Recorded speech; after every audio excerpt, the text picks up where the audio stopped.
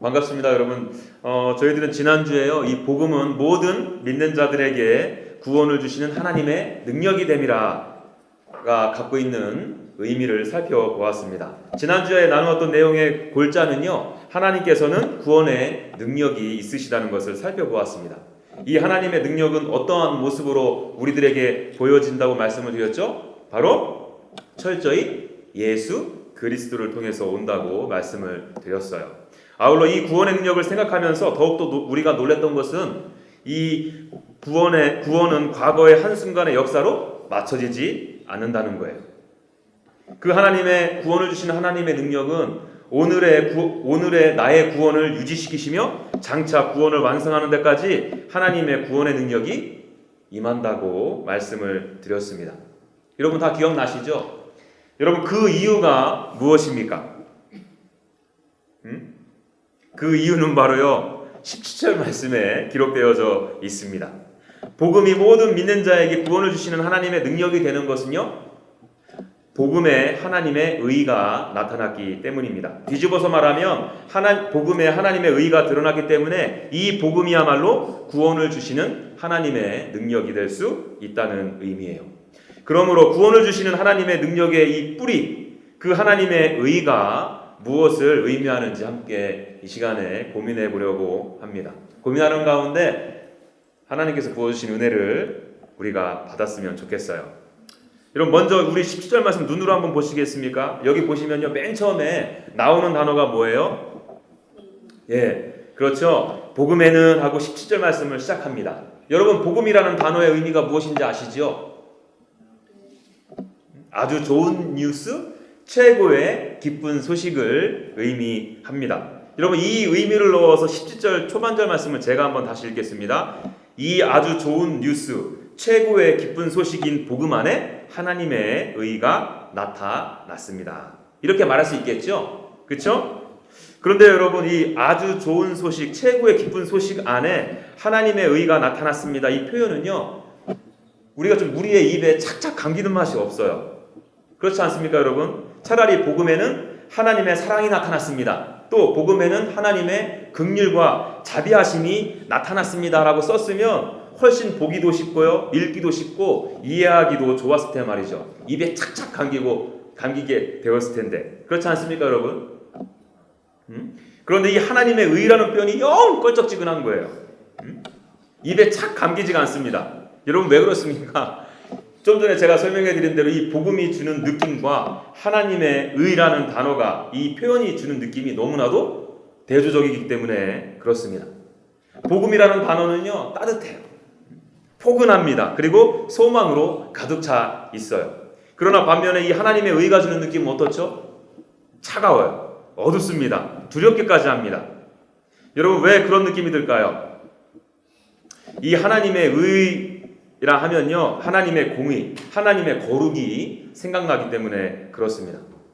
여러분 이 성품은 하나님께서 갖고 계신 고유의 성품이신데요, 이 자체로는 너무나도 멋지고 아름다운데 이 성품이 인간과 만날 때에는 무서운 심판과 형벌을 불러오기 때문에 그렇다는 거예요. 왜 그렇습니까? 성경에서는요, 하나님은 의로우시지만 반면에 인간은 불의하다고 말하고 있기 때문에 그렇다는 거예요. 인간은 나면서부터 죄인이기에 하나님의 의를 절대로 충족시킬 수 없다고 성경은 그렇게 고발하기 때문입니다.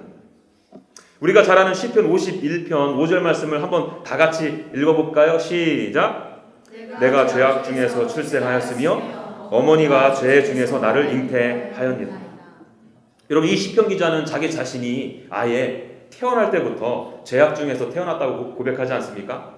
여러분 이 시편 기자만 그런 것이 아니라 모든 인간에게 해당되는 불변의 진리이기도 합니다. 불의한 인간이 의로우신 하나님 앞에 섰다가는 불태워질 거예요.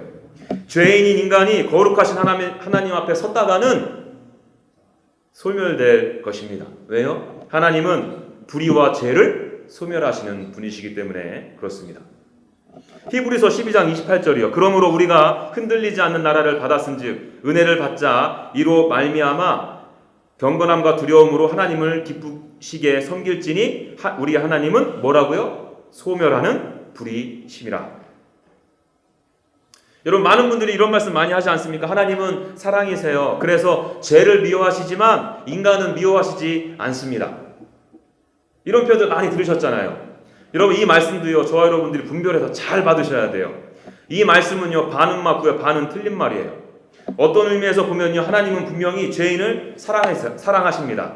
그러니까 독생자 예수 그리스도를 이 땅 가운데 보내주셨겠죠. 맞아요. 틀리지 않아요. 그러나 다른 쪽도요, 저와 여러분들이 유심히 살펴봐야 된다는 거예요. 하나님은 죄를 미워하시기에 죄를 갖고 있는 인간 또한 미워하십니다. 그 죄의 문제가 해결되지 않으면 그 사람을 미워하시고요, 나중에는 불로 태워버리신다는 거예요. 여러분, 그 사람을 사랑하기 때문에 따로 남겨두시고 죄라는 엑기스만, 그 사람에 있는 죄라는 엑기스만 빼서 따로 심판하지 않는다는 거예요. 그 죄를 갖고 있는 인간을 심판하신다는 것입니다. 여러분들 표정 보니까 진짜요? 그런 여러분들을 위해서 제가 또 준비한 말씀이 있어요. 시편 5편 6절 말씀입니다. 오만한 자들이 주의 목전에 서지 못하리이다. 주는 모든 행악자를 미워하시며 거짓말하는 자들을 멸망시키시리이다. 여호와께서는 피 흘리기를 즐기는 자와 속이는 자를 싫어하시나이다. 여러분, 이 구절 저 띄워놓은 거 잘 보세요. 여러분, 하나님께서 서지 못하게 하시는 것, 미워하시는 것, 멸망시키는 것, 싫어하시는 대상이 무엇인지를 잘 보세요. 오만한 죄입니까? 거짓말하는 죄예요? 살인과 전쟁을 하게 하는 죄입니까? 아니요. 오만한 죄를 갖고 있는 사람들이요. 거짓의 죄를 가지고 주절주절 거짓말로 떠들어대는 사람들. 살인과 전쟁을 일삼는 자들. 이 죄를 가진 자들은요, 하나님께서 미워하시고 싫어하시며 멸망시키십니다. 그 죄도 미워하시지만 그 죄를 짓는 인간도 미워하신다는 거예요. 여러분, 데이비드 플랫 목사님 잘 아시죠? 그분 말씀에 의하면요, 시편 1편에서 50편까지는 무려 14번이나 하나님은 죄인을 미워하십니다. 거짓말하는 자들에게 멸망하십니다라는 표현을 썼다고 해요. 저는 세보진 않았는데 그 목사님이 그러시더라고요. 그런데 여기서 번역된 이 미워하시다, 싫어하시다라는 뜻을 잘 살펴보면 더욱더 강하게 번역해야 된다고 그 목사님은 강조합니다. 어떻게 해요? 죄인을 미워하시는 것이 아니라 죄인을 증오하신다. 역겨워 하신다라고 표현해야지 옳은 번역이라고 말씀하시더라고요. 여러분, 하나님은요, 죄인을 미워하십니다. 증오하세요. 역겨워하십니다. 그리고 하나님은 그 죄인을 멸망시켜 버린다는 거예요. 하나님은 의로우시기 때문에 죄와 그 죄를 갖고 있는 죄인을 소멸하십니다. 거룩하고 공의로운 하나님께서 죄를 가진 죄인과 함께 하실 수 없기 때문에요. 여러분, 그렇기 때문에 이 17절 말씀에서 보여지는 이 복음에는 하나님의 의가 나타났다는 이 말씀이요, 참으로 당황스러운 말씀 아니에요? 아니, 하나님의 의가 나타나서 죄인을 불태 없애버리고 심판하시는 의로운 하나님께서 어떻게 저와 여러분들에게 좋은 소식, 기쁜 소식이 될 수 있느냐는 거예요. 여러분, 솔직히 우울하고 두렵고 이거 암울한 소식 아닙니까? 여러분, 이런 복음이라면요, 이것이 정말 복음이라면 아예 무시해버리고 내 멋대로 사는 것이 훨씬 좋지 않겠어요? 교회 다니면 뭐해? 헌금하면 뭐고, 헌신하면 뭐합니까? 어차피 불의한 나는 하나님 앞에 서게 되면 불살로 없어질 텐데요. 그렇잖아요, 여러분? 여러분, 이런 고민은요, 저와 여러분들에게만 있었던 것은 아닌 것 같아요. 이 마틴 루터라는 분 다 아시죠? 타락한 중세교회를 저항하셔가지고 개신교가 탄생되어지는데 아주 지대한 역할을 하신 분들 중에 한 분이세요. 여러분, 이 분도요, 이 말씀 앞에서 이런 고민을 많이 하셨대요. 제가 갖고 있는 책 중에서 일부를 발췌했는데 한번 들어보시겠습니까? 그분의 고백이에요. 나는 로마 교회에 보내는 바울 서신서를 읽으면서 바울을 이해하고 싶은 특별한 열정에 사로잡혔다. 하지만 로마서 1장 17절에 나오는 한 문구, 하나님의 의가 나타나서 이 구절이 나를 가로막았다. 나는 하나님의 의라는 말이 너무나도 싫었다. 하나님의 의가 불의한 죄인을 벌하신다고 배웠기 때문이다. 그때 나의 상황으로 말하면 수도사로서는 털끝만치도 흠잡을 데가 없었지만 하나님 앞에서는 여전히 마음이 괴로운 죄인이었기에 도무지 나의 공로를 가지고는 그분을 누그러뜨릴 자신이 없었다. 그러므로 나는 공정하고 선한 하나님을 사랑하지 않았으며 오히려 그분에게 투덜댔다. 여러분, 마틴 루터도요, 복음에 나타나는 이 하나님의 의라는 이 표현에 걸려가지고 더 낙담하고 절망하고 괴로워한 것 아닙니까? 여러분 잘 보세요. 마틴 루터는요, 세상을 즐기던 세상 사람이 아니었어요. 나름 열심히 하나님을 믿는다라고 생각했던 사람이었습니다. 여러분, 그런 믿음이 있었으니까 수도사가 된 거 아니에요? 아울러 신학자로서 신학생들을 가리키는 교수가 되었겠죠. 여러분, 그럼에도 그도요, 복음에 나타난 이 하나님의 의 때문에 마음 가운데 평안이 없었다는 거예요. 기쁨이 전혀 없었다는 거예요. 거룩하시고 공의로우신 하나님 앞에서 더욱더 절망하고 낙담하게 되게 된 것입니다. 왜요? 나의 어떤 노력과 공로로도 이 하나님의 의를 충족시킬 수 없기 때문이죠. 여러분, 실제로 이 마틴 루터는요, 하나님의 이 의를 충족하게 하기 위해서 얼마나 금욕생활을 열심히 했는지 몰라요. 얼마나 뼈를 깎는 고행을 행했는지 모릅니다. 그 당시에 중세 수도사들이 대부분 다 이렇게 살았어요. 그럼에도 하나님의 의를 충족시킬 수 없는 자신을 발견하게 된 거예요. 아무리 자신이 의로워지려 해도요, 그 안에 스멀스멀 피어오르는 이 죄성으로 인해서 좌절하고 넘어지고 낭망하게 된 거예요. 그는 공정하고 선한 하나님을 사랑할 수 없다는 결론에 다다르게 된 것입니다. 여러분, 마틴 루터의 이 발목을 잡았던 이 하나님의 의가 정말 좋은 소식 맞냐는 거예요. 저와 여러분들 이렇게 절망하게 만드는 이 하나님의 의가 정말 기쁜 소식이 될 수 있느냐는 것입니다. 여기까지만 보면 억지주장 같지 않아요? 그렇지 않습니까, 여러분? 성경에서는요, 인간을 죄인이라고 규정했다니까요. 또 반면에 하나님은 의로우시다고 선포했다니까요. 의로우신 하나님과 불의한 인간이 만나면 어떻게 된다고요? 소멸된다니까.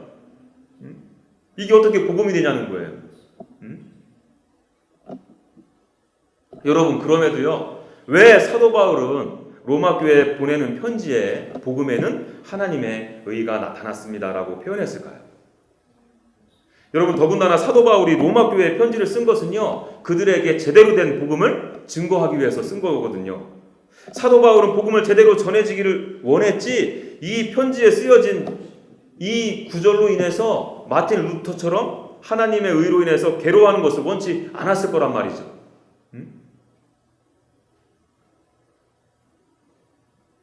그렇다면 사도 바울이 이 복음에는 하나님의 의가 나타났다라고 표현한 것은 과연 무엇을 로마 교인들에게 말하고 싶었던 것일까요?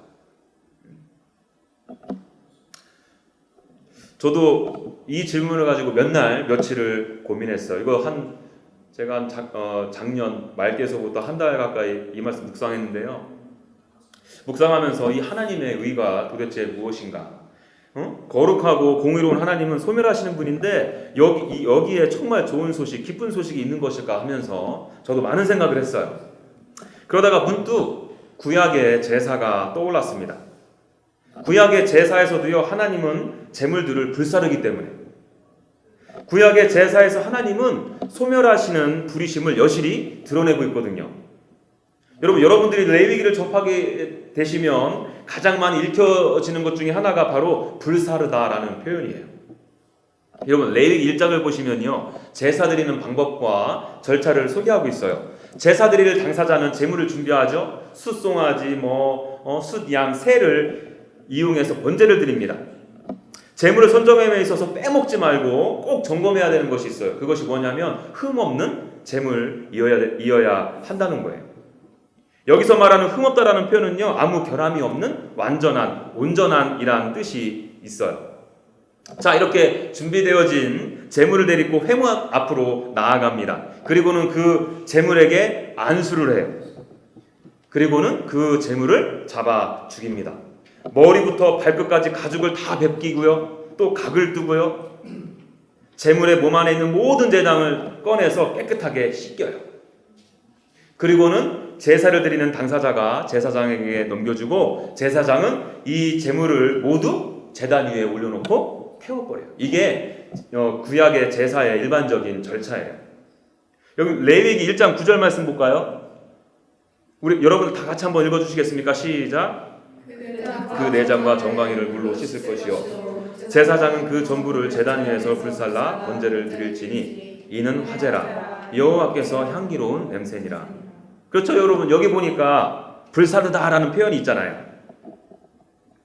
여러분 그런데요 제가 이 말씀을 이 구약의 제사를 생각하면서 제가 주목한 것이 뭔가 하면 소멸하시는 하나님의 불이 임하여 불사른 것이 무엇이냐는 거예요.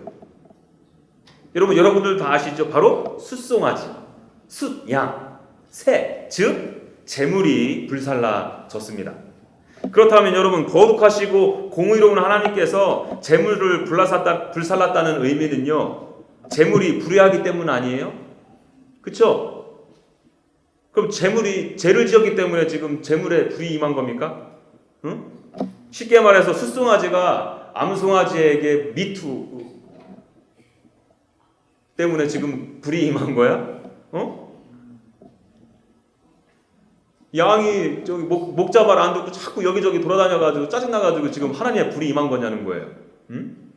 또 새들이 여기 너는 여기까지만 날아다녀 하고 하나님께서 정해주셨는데 저기까지 날아다녔다가 짜증나가지고 지금 분노의 심판이 임했냐는 거예요. 응? 아니죠 여러분. 그렇게 유치하지 않으시잖아요 우리 하나님은. 응? 여러분 무엇 때문에 재물을 불살르신 거예요? 바로 제사를 드리는 당사자의 죄 때문이에요. 여러분 좀 전에 제사를 드리는 당사자가 재물을 직접 준비해야 한다고 말씀을 드렸죠. 특히 흠없는 양을 잡는 것이 너무나도 중요합니다. 그 양을 회막문 앞으로 가서 무엇을 한다고 했습니까? 바로 안수요. 여러분 이 안수의 절차를 통해서 제사를 드리는 당사자의 죄가 이 양에게로 옮겨지게 되는 거예요. 여러분 이때 나의 죄는 여전히 나에게 몇 퍼센트 남고 이 양에게 몇 퍼센트의 죄만 옮겨지는 것이 아니라 100% 싸그리 다 이 양에게 옮겨지게 된다는 것입니다. 여러분 이와 동시에 아까 그 양이 뭐 해야 된다고 했지? 흠이 없어야 된다고 했어요. 이 양의 흠 없는 모습이 이 양의 온전한 것이 바로 나에게 옮겨지게 된다는 것입니다. 이 온전함도 일부가 아니에요. 완전 100% 온전함이 나에게 옮겨오게 되는 거예요. 여러분 그래서 그 양이 불살라 죽은 거예요. 그 양에게 나의 죄가 있기 때문입니다. 그 양은 흠이 없어요. 그 제사를 드리는 당사자의 죄가 양에게 완전히 덧씌워졌기 때문에 의로우신 하나님께서 그 재물을 소멸해 버린 거예요.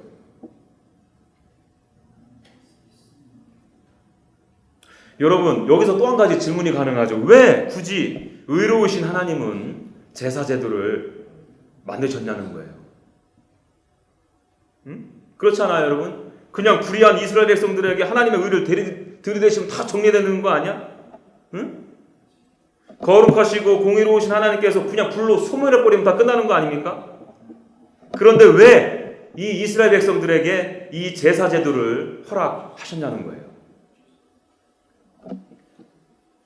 이스라엘 백성들을 살리시기 위해서 그런 거 아니에요?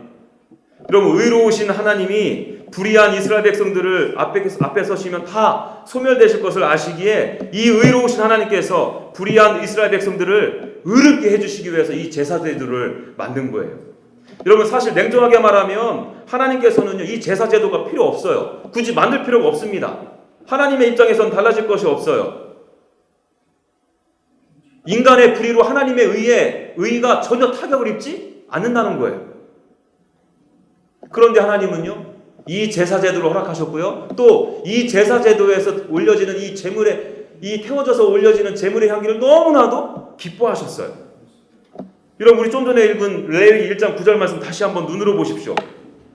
여기 보면요 여호와께서 향기로운 냄새니라라는 표현이 있죠. 여기 좀 당황스러운 표현 아니에요 이것도? 여러분 하나님께서 동물의 피를 좋아하셔가지고 그런 건 아니잖아. 응? 하나님께서 이 스테이크를 좋아하셔가지고 살이 타는 냄새를 향기롭다라고 표현하진 않았을 거 아니에요. 응? 왜 기뻐하신다고요? 여러분 우리들의 죄가 완전히 태워져가지고요 하나님께 그 죄에 태워진 향기가 맡아졌기 때문에 하나님께서 기뻐하신 거예요. 제사 드리는 사람의 죄가 완전히 소멸되고요. 아울러 그는 이제 온전히 의로워졌기 때문에요. 여러분, 이스라엘 백성들이 이렇게 의로워졌다는 것은 무엇을 의미합니까? 이제 하나님께서 그토록 사랑하시는 이스라엘 백성들과 함께 하실 수 있다는 거예요. 여러분, 하나님은요, 이스라엘 백성들과 너무 함께 하고 싶으셨어. 하나님께서는 이스라엘 백성들을 너무나도 사랑하셨습니다. 한 걸음에 달려가서 그 인생들과 교제하고 싶은데 그 마음이 굴뚝 같으신데, 거룩하신 하나님이 그 불의하신 인간들 앞에 서게 되면 불의한 인간들 어떻게 된다고요? 다 소멸된다니까.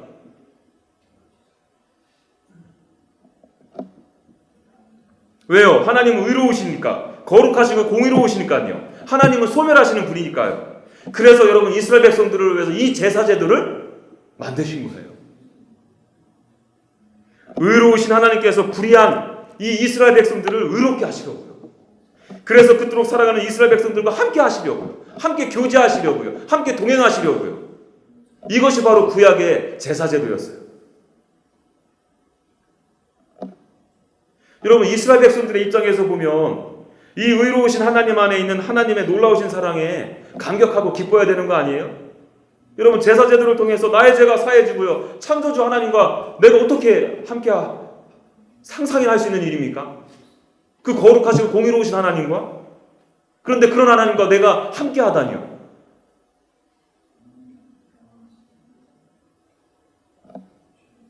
여러분, 이제 신약으로 넘어와서요, 이 구약의 제사제도를 완성하신 분이 누구이십니까? 그렇죠, 여러분. 바로 예수 그리스도예요. 성경에서는요, 예수님을 어떻게 표현하는 줄 아세요? 세상 죄를 지고 가는 하나님의 어린 양, 그 예수님께서 화목제물이 되셨다라고 선언해 버립니다. 여러분, 이는요, 구약 제사제도에서 말하는 제물을 가리키는 거예요. 그 제물이 누구라고요? 바로 예수 그리스도예요. 로마서 3장 25절 말씀을 제가 새 표준 성경으로 읽어드리겠습니다.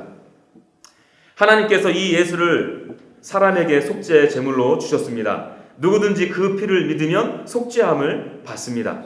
하나님께서 이렇게 하신 것은 사람들이 이제까지 지은 죄를 너그럽게 보아주심으로 자기의 의를 나타내시려는 것입니다.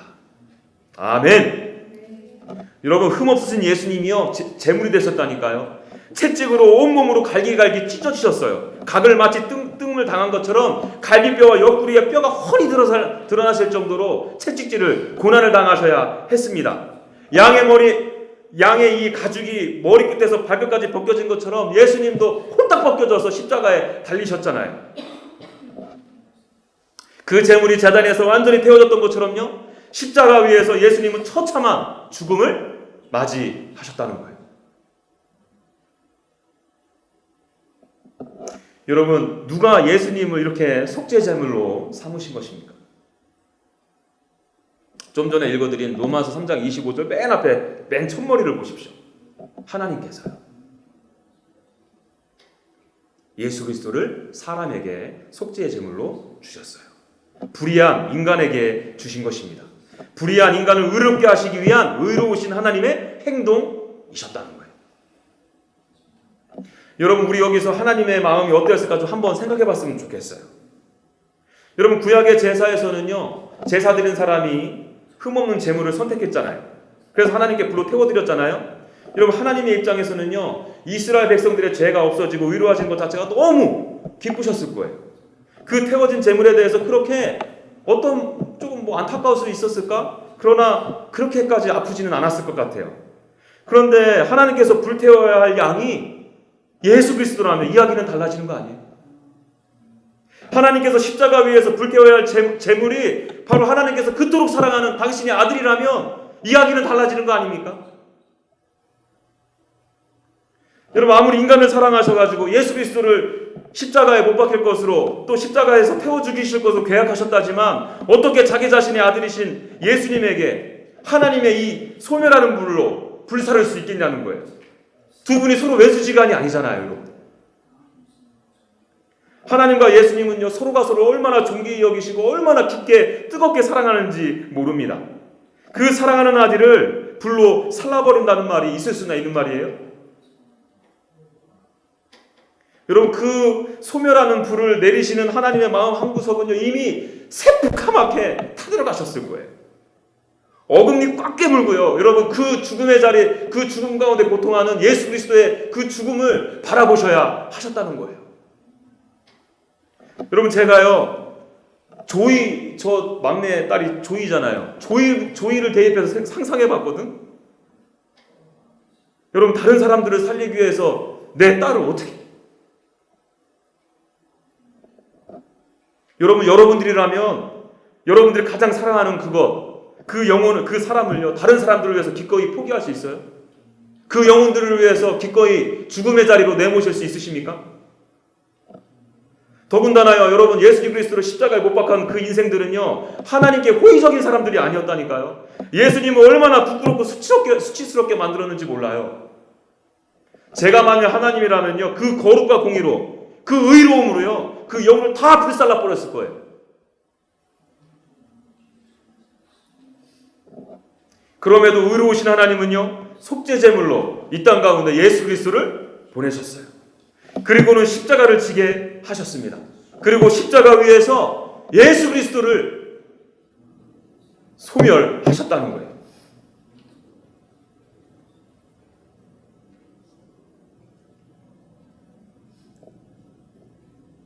왜요? 저와 여러분들의 죄 때문에.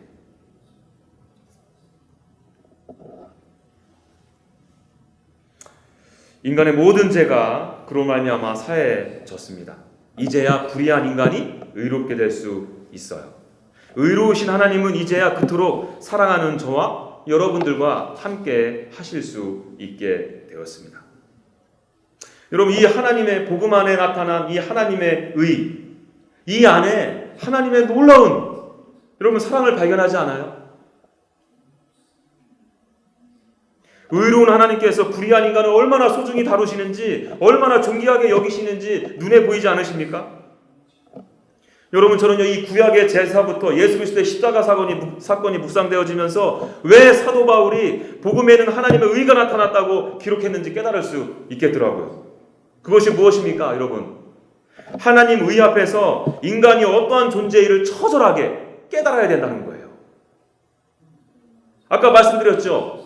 하나님은 죄인을 사랑하시기도 하십니다. 그러나 그 사랑은 영원하지 않아요. 죄와 불의를 가진 인간의 최후는 하나님의 의가 나타나서 그들을 불태워 없애버릴 거예요. 소멸할 것입니다.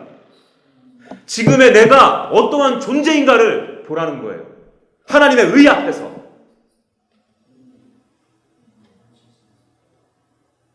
무조건 하나님은 사랑입니다. 긍휼과 자비의 하나님이라고 치부하면서 넘어가지 말라는 것입니다.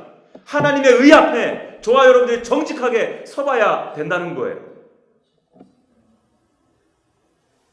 그리고 이 하나님의 의의 앞에 서서 의로우신 하나님께서 의로우신 행동을 하신 예수님의 십자가 앞으로 나오라는 거예요.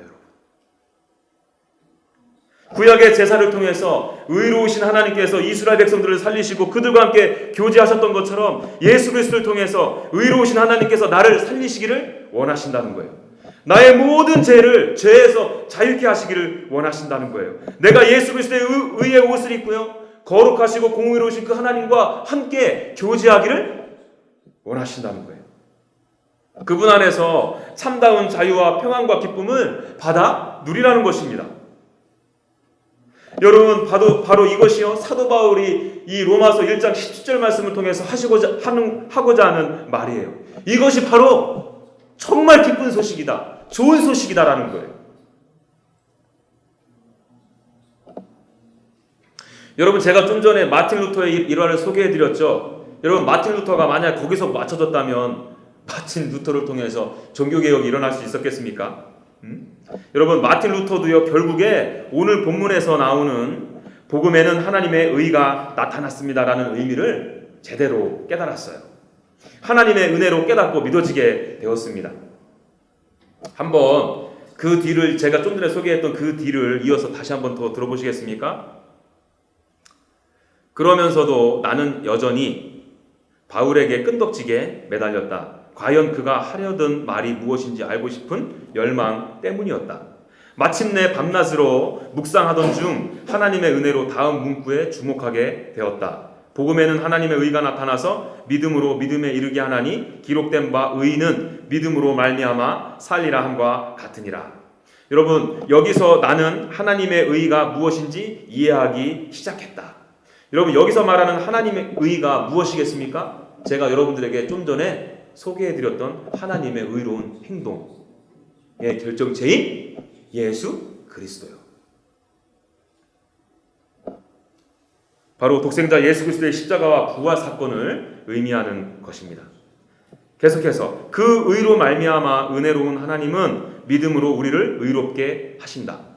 여기서 나는 다시 태어나 열린 문을 지나서 낙원으로 들어갔음을 느꼈다. 여러분, 이 은혜가 저와 여러분들에게도 있어지기를 간절히 소망합니다. 여러분, 우리의 영안이 열려가지고요, 하나님의 의 안에 숨겨져 있는 하나님의 놀라우신 이 사랑이 발견되어져야 한다는 거예요. 의로우신 하나님께서 불의한 나를 의롭게 하시기 위해서 독생자 예수 그리스도를 속죄제물로 보내셨어요. 흠 없으신 예수님의 십자가 사건으로 인해서 이제 나의 모든 죄는 깨끗해졌다는 거예요. 과거의 지은 죄, 지금의 죄, 미래의 모든 죄까지도 죄하여 주셨습니다. 이제는 거룩하시고 공의로우신 하나님과 내가 연합되어져서 함께 할 수 있게 되었다는 거예요. 그러니 여러분, 내 안에 두려움이 있을 수 있겠어요? 절망이 있을 수 있겠습니까? 낙담과 좌절이 있을 수 있겠어요? 예수님의 십자가 사건으로 인해서 내가 의로워졌는데요, 내가 더 이상 스스로 의로워지기 위해서 애쓰지 않아도 돼요. 갖은 고행과 금욕조의를 하지 않아도 됩니다. 그 정죄감에서, 사단이 주는, 어둠의 세력이 주는 정죄감에서 나는 이제 자유해졌거든요. 여러분, 마틴 루터 보세요. 그분은 수도사였다니까요. 얼마나 거룩해지기 위해서 온갖 금욕활동을 다 했겠어요. 스스로 육체를 고되게 만들고 스스로 의로운 모습을 만들기 위해서 애처할 정도로 노력하고 애썼다니까요. 그런데 여러분, 마틴 루터뿐만 아니라 마틴 루터 할아버지가 와도요, 인간 스스로의 고행과 금욕과 이 애씀으로는요, 스스로 의로워질 수 없다는 거예요. 제가 말씀드렸죠. 그런 모든 것들은요, 다 율법주의예요.